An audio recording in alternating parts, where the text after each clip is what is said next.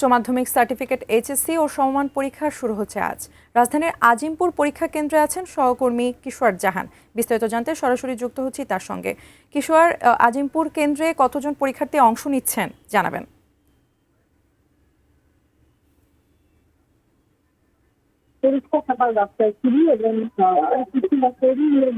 সময় যেরকম দেখেছি এইচএসসির সময়ও কিন্তু দেখছি যে গতবার আসলে যেটা করা হয়েছিল বা যে নতুন নিয়মটির কথা বলা হয়েছিল যে পরীক্ষার্থীরা সকাল 10টায় পরীক্ষা শুরু হলেও 8:30 থেকে কেন্দ্রে প্রবেশ করতে পারবেন এবং এবারও কিন্তু সেটি বলবৎ আছে, যে কারণে আমরা সকাল 8:15টার পর থেকে কিন্তু কেন্দ্রের সামনে শিক্ষার্থীদের অভিভাবকদের কিন্তু ভিড় করতে দেখেছি। যদি একটু দেখাতে চাই, যদিও বা পরীক্ষা সকাল 10টায় শুরু এবং পরীক্ষার্থীরা এরই মধ্যে আসলে চলে এসেছেন, অনেকে হয়তো বা পথে আছেন।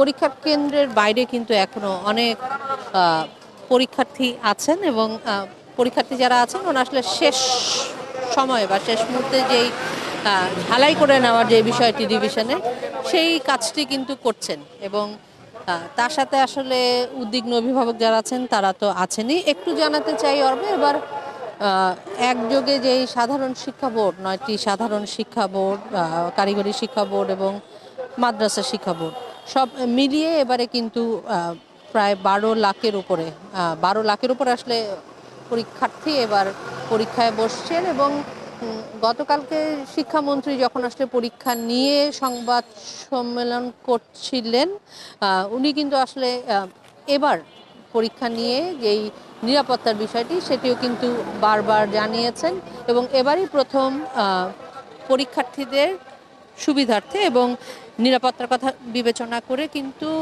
আইনশৃঙ্খলা বাহিনীর সদস্য যারা আছেন এই কেন্দ্রের কাছে তাদের কিন্তু বডি অন ক্যামেরা দেওয়া হয়েছে কোনো ধরনের ঝামেলা এড়াতে। তো সব মিলিয়ে আসলে সকাল 10টায় অর্পা পরীক্ষা শুরু, পরীক্ষার্থীরা আসছেন আর যারা এসেছেন অনেকে যেমন ঢুকে গেছেন, আবার অনেকে কিন্তু শেষ মুহূর্তে ঝালাইটুকু করে নিচ্ছেন। পরীক্ষা শুরু হলে আসলে বোঝা যাবে প্রশ্ন কেমন হলো, পরীক্ষার্থীরা পরীক্ষা কেমন দিল। অর্পা।